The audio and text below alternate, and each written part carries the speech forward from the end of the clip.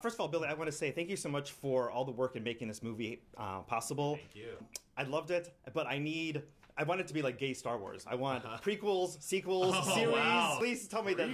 A bro cinematic universe. That's what we're building here. Yes.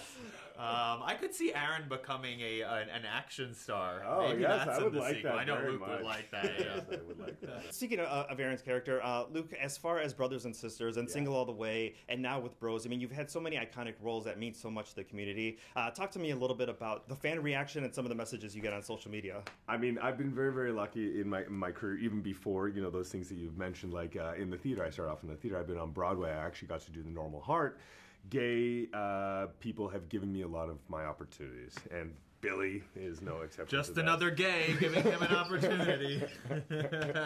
No, but I also think I appreciate them too, because I also did come out very early in my career, and that they sort of appreciated that and gave me that opportunity because of that, which I think is saying something about how important it is to sort of speak your truth. As far as the script, I heard that it was Jason Sudeikis, Billy on the Street, was kind of got the wheels turning. But how did life in Chicagoland, New York, LA kind of shape the script?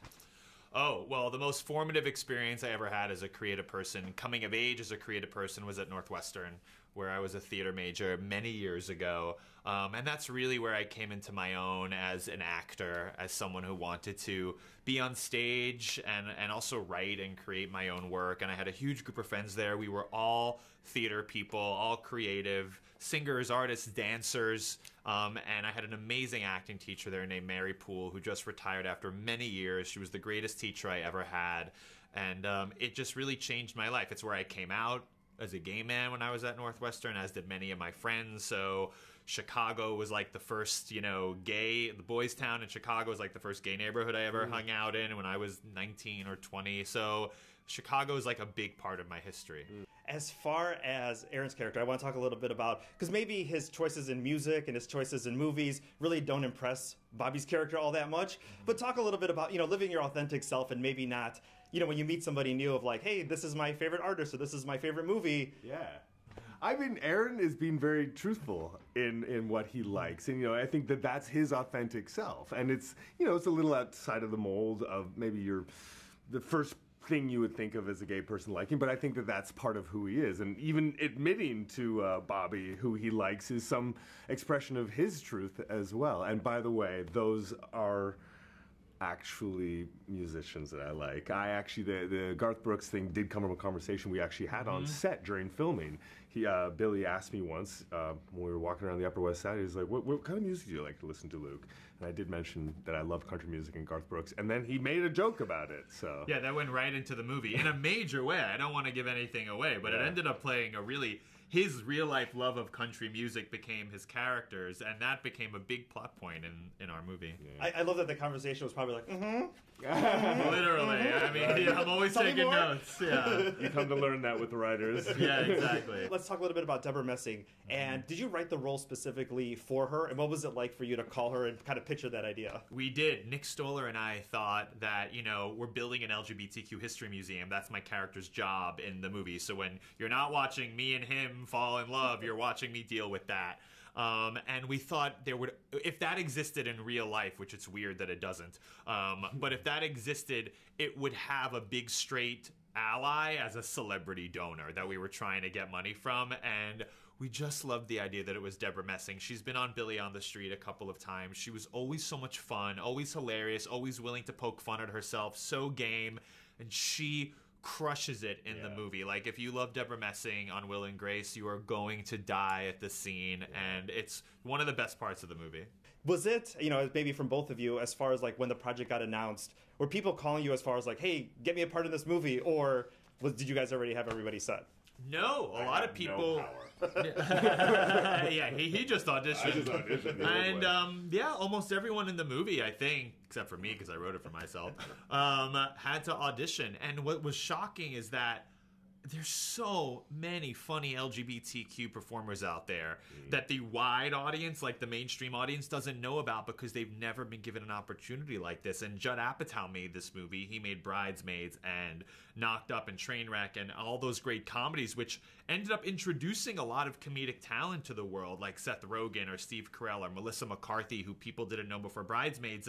But LGBTQ comedians have never had that opportunity, and this was our way of doing that, and you're going to fall in love with them. They're so funny.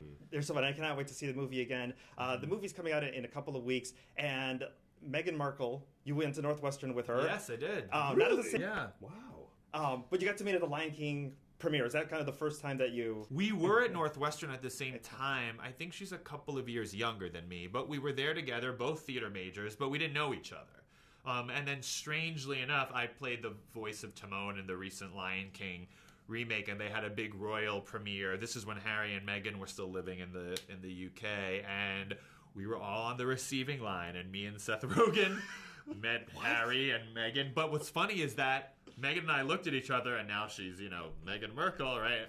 And I looked at her and I was like, I know this is weird, but I think we were both theater majors at Northwestern. She was like, yeah, I know you. I love Billy on the Street. And we literally talked about who our acting teachers were at Northwestern. Meanwhile, Elton John is there, Beyonce's there, Jay-Z's there, Bob Iger's there. I mean, it was crazy. And we're having this very casual conversation about being theater kids at Northwestern. So funny. Yeah. Wow, I did not know Oh, that. yeah. Wow. You can see it. There's like video footage of it Wow, online. that's cool. Is there a thought that went into your mind that said, obviously the royal family's having a difficult time now, but, after September 30th, they may need a laugh, and there could be the possibility that Prince Harry is going to go see Bros with Meghan. I hope Harry and Meghan see Bros. I think Harry and Meghan will absolutely love Bros. Totally. Yeah. I hope they tweet about Absolutely. it. Yeah, please tweet about it. Does Prince Harry tweet? Is he still a prince? I can't keep up, No, I don't think he honestly. is. No, No, sorry. he's Just Harry. Just Harry. As far as the dynamic and getting to work together as far as a couple, did you guys go on pretend dates? Did you guys kind of put your personalities into it? How was that dynamic preparing for this film? We got to know each other during the filming. We're both very curious people. We asked a lot of questions about each other's lives, so we were discovering each other while we were filming, and that's always really, really nice because you never know what your chemistry is going to be with your co-star. So, yeah, I mean, we had dinners, and we still do have dinners. We're still very much friends. We're dating now. We're dating. Oh, sorry. Wasn't supposed to say that. And then final thing, real quickly here, Lars Ulrich from Metallica went to go see the movie. Probably not one of the first people I would have thought of, but just to show who's excited for this film, and what was it like to have him come Lars see it? Ulrich from Metallica, legendary rock god Lars Ulrich, came to a screening we had at the Castro in San Francisco, of all places, the gayest theater in the world, and he brought his whole family. And we had done a comedy thing together years ago, and he loves Judd Apatow movies, and he loves Nick Stoller movies, and he came, and I said, wow, you're here? And he said, yeah, I love movies, I love great comedies, I'm dying to see this. And he loved it. He posted on Instagram about it, his wife posted about how much they loved it, and it really speaks to funny is funny. Bros is just a funny movie for everyone. That's awesome. Thank you so much for your time today. Thank you. you. Awesome. Yeah, great energy, man. Thank you. Thank you.